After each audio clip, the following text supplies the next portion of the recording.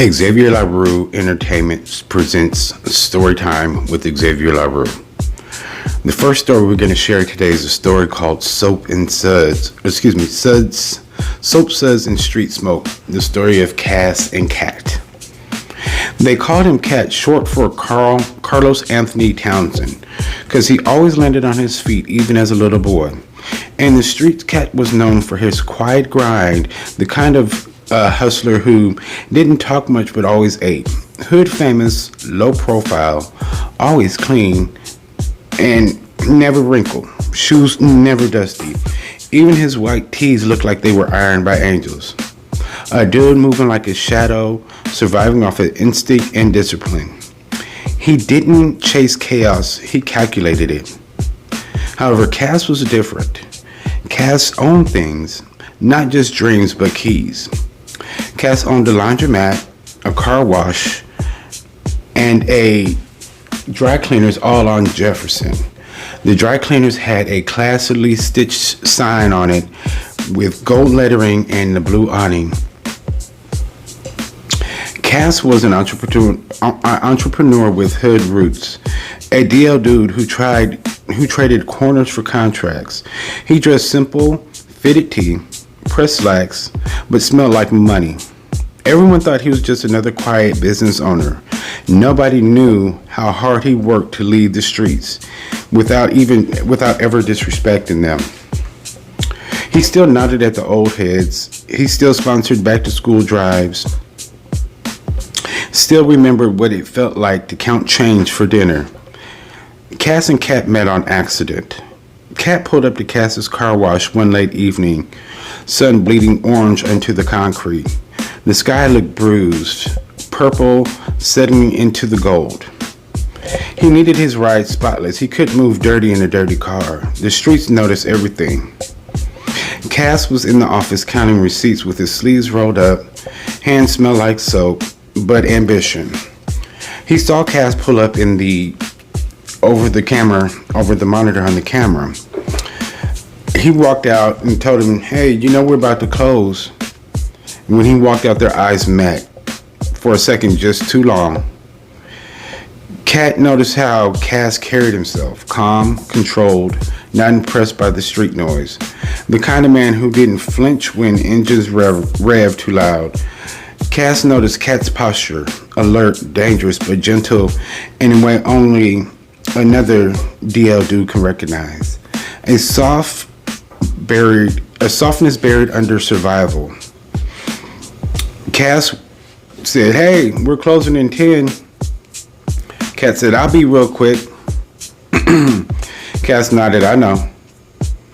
It wasn't what he said, it was how he said it. Like he understood more than he should. From that day on, Cat kept coming back, sometimes for a wash, sometimes just to sit. He leaned against the vending machine in the back room while Cass folded warm towels fresh out the dryer. The hum of the machines filled the silence between them. Outside, water sprayed. Inside, tension built. Cass never asked questions. Cat never volunteered answers. The two men speaking in silence, both knowing the code. Respect came first. Cat started showing up late evenings, parking in the shadows, watching the lot while Cass closed. Word spread quick when people realized nobody tried slick moves at the car wash anymore. No break-ins or loitering, no funny business. Cass never asked for the protection. Cat never offered it. It was there. Trust turned into tension. Tension turned into something heavier. It happened one slow Tuesday. Rain tapped against the tin of the roof at the laundromat.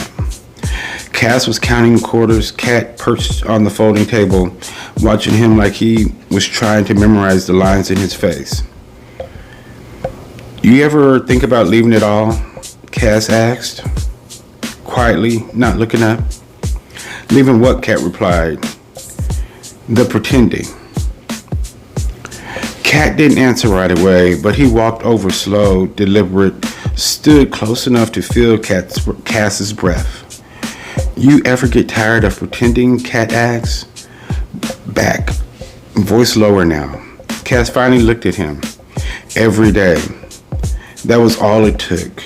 The kiss wasn't cinematic, no fireworks, no dramatic noise, just truth. Soft, careful, like handling something fragile and priceless at the same time. After that, nothing changed, and everything did. Their love wasn't loud, it was strategic, hidden in plain sight.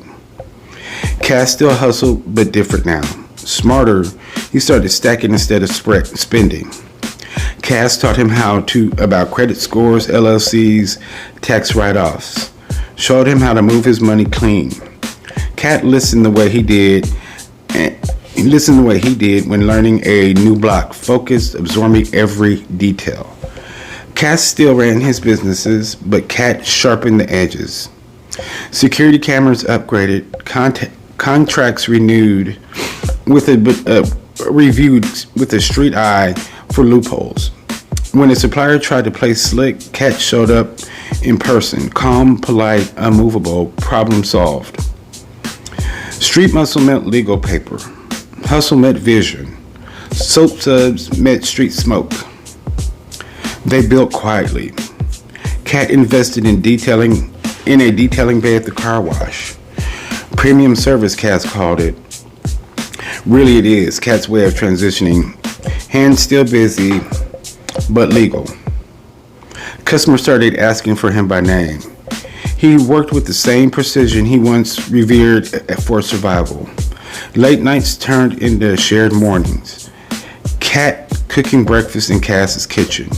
Cass ironing Cat's shirts before a big meeting.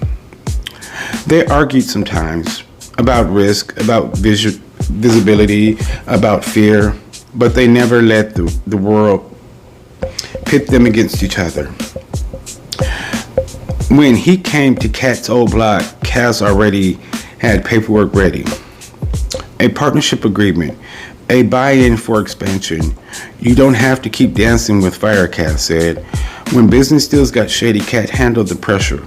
Calm, direct, eye contact. No threats, just presence. We don't play about ours, he said. They never tried to change each other, just made room. In a world that didn't always love them back, they loved each other hard and quiet.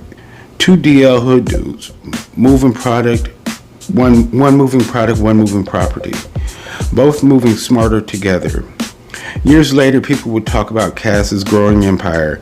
3 laundromats, 2 car washes, a fleet account with the city. They talked about Cat like he was just an operations manager. Clean cut, disciplined, sharp. Nobody knew the real foundation wasn't concrete or contracts. It was trust. It was that first look under the orange sky. It was the understanding between the two men who survived a world that told them to hide, and chaos